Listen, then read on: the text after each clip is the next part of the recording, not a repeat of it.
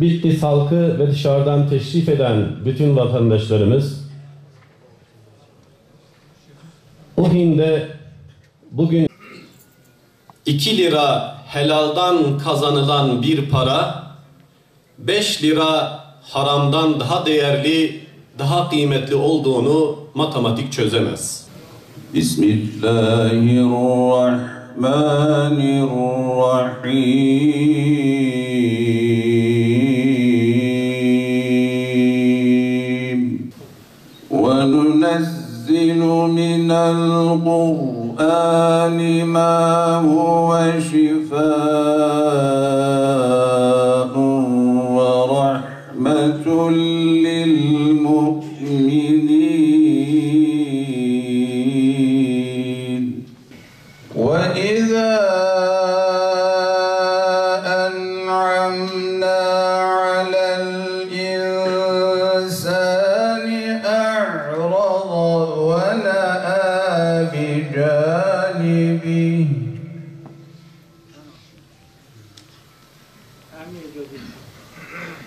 وَإِذَا مَسَّهُ الشَّرُّ كَانَ يَئُوسًا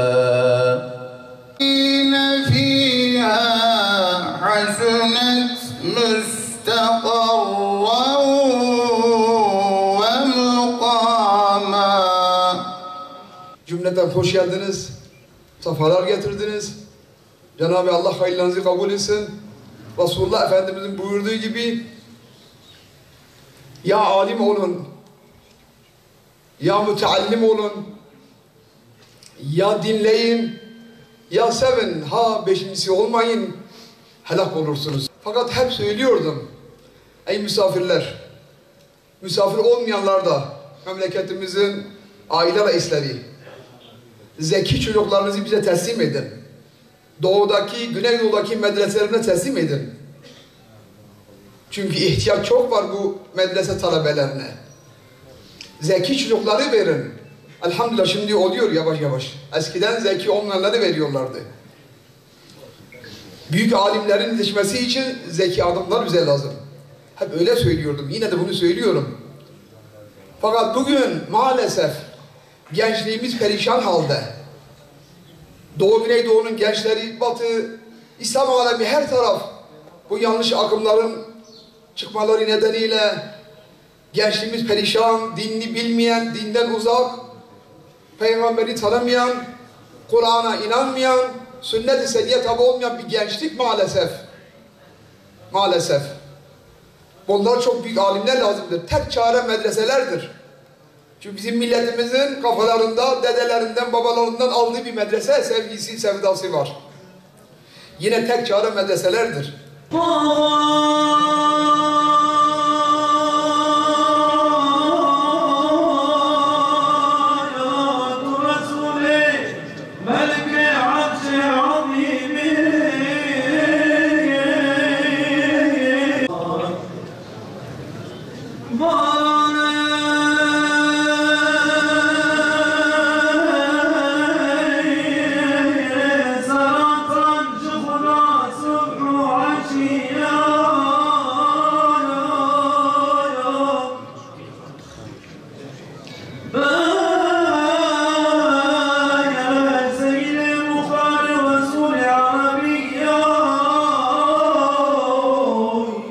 أرسلت إلى الخلق بشيرا ونذيرا. Rabbimize ne kadar şükretsek, ne kadar hamd etsek, 24 saat secde etsek, bugünkü geldiğimiz ortamda hakkımız olan aslında bugün ortamını sağlanan ortama ne kadar şükretsek azdır. Rabbime milyonlarca şükürler olsun. Bu hizmetler inşallah ebedi olarak devam edecek. Tabii sizler vasıtasıyla devam edecek. 106 talebemiz icazet alıyor. Bunun 17'si hafızlıkla beraber icazet alıyor. Sizler inşallah Allah-u Teala'nın yardımcıları olarak tabiri caizse alana yayılacaksınız. İlahi kelimatullah uğruna koşturacaksınız. İlminizi başka bireylere inşallah aktaracaksınız. Beyinlere bildiklerinizi aktarıp inşallah bu ilim, bu çalışma ilelebet devam edecek. İlmin amele dönüşmesi, amelin ahlaka dönüşmesi ilim elde etmek kadar önemlidir. İlim erbabının 3 özelliğinden bahsedilir eserlerde. Hafıza hasredilmiş ama ben genel olarak konuşacağım. İlim erbabının 3 özelliğinden. Birincisi, ilim erbabı lafz-ı hamildir. İlmin besmelesi hafızlıktır.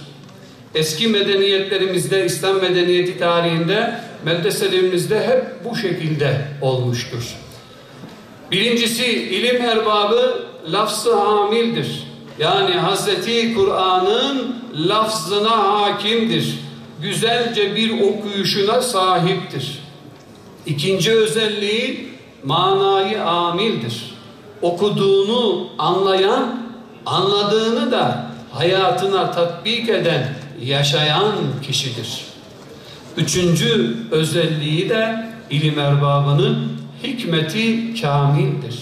Yani ilmi öğrenir, öğrendiğini hayatına tatbik eder, bunun sonucunda da güzel ahlaka sahip olan, Kur'an ahlakıyla mütehallik, özel insan demektir ilim erbabı.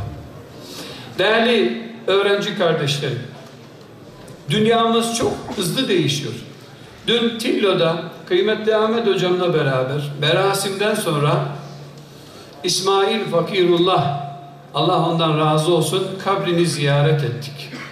Hemen yanı başında öğrencisi İbrahim Hakkı Hazretleri var.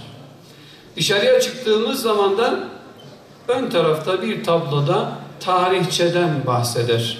İbrahim Hakkı Hazretleri'nin Erzurum'dan Siirt'e, Tillo'ya gelişinden bahseder babası aracılığıyla. Ve İbrahim Hakkı Hazretleri'nin sadece ulûm-i İslamiye'yi değil, bununla beraber pek çok alanda, astronomi başta olmak üzere, tıp, matematik ve birçok alanda kendisini yetiştirdiğini, hatta şu sözüne dikkatinizi çekmek istiyorum. Ben yeryüzü sokaklarından daha çok gökyüzünü bilirim diyecek kadar kendisine güvenen, kendisini bu manada geliştirmiş olan, donatmış olan bir yapıya sahip. Bizler kadim geleneğimizi öğrendiğimiz gibi pozitif ilimlere de mutlaka hakim olmak zorundayız. Bizim il müftülüğümüz olarak ilimiz dahilinde 18 tane medresemiz var. Medreselerimizle müftülüğümüz arasında şöyle bir parola var.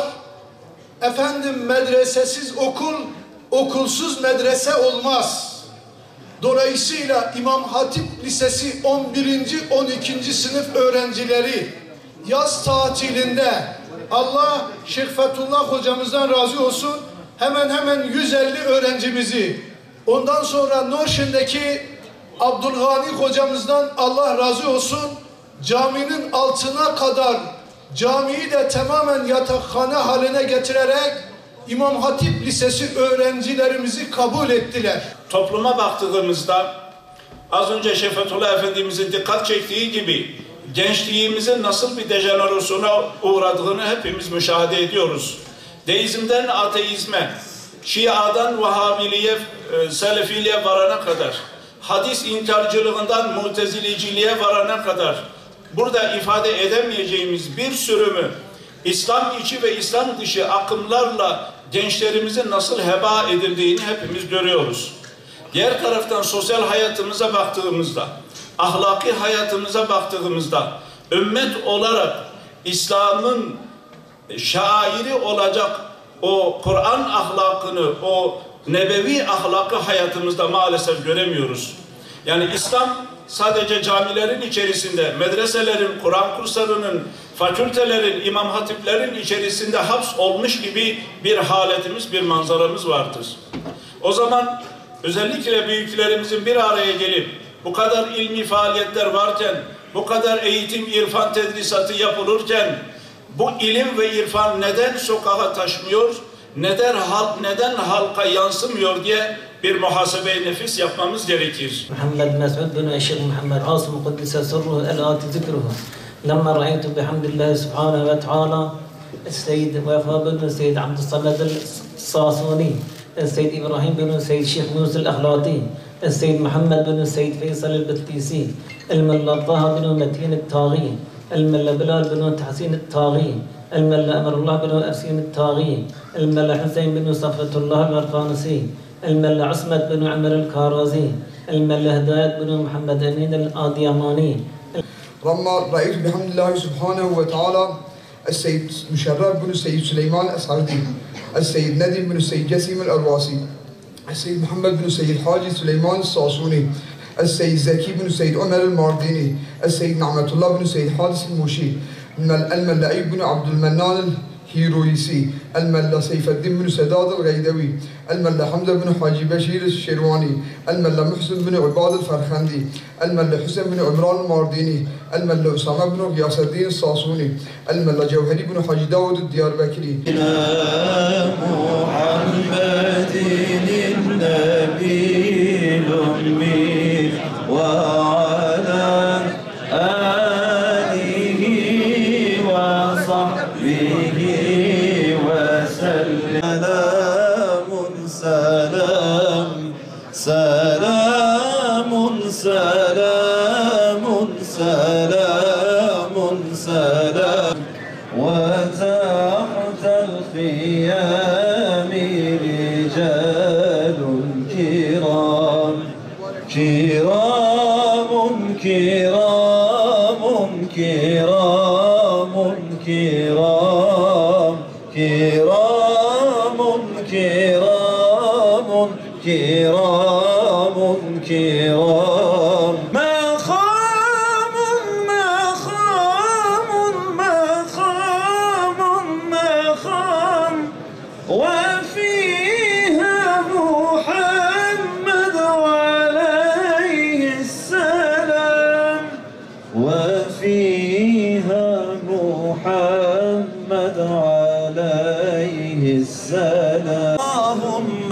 صل على محمد نبي الرسالة شفيع الأمة نبي الرسالة شفيع الأمة سلام سلام سلام سلام سلام سلام سلام burnumdan gitmesin kokusu. Misafirlerimiz yemek yemeyenler aşağı inebilirler. Burada bir yoğunluk oluştu.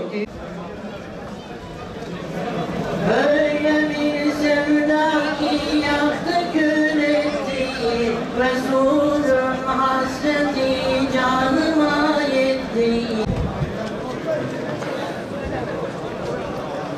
Efendim abi? Neresi için? De hayırlısı inşallah. Kaça gitti?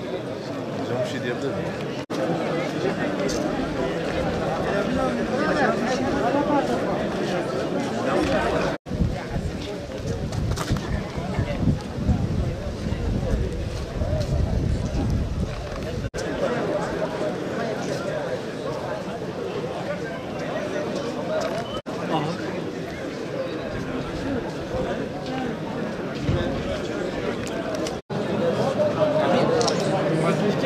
Bana dedi böyle. Çalıyorsun.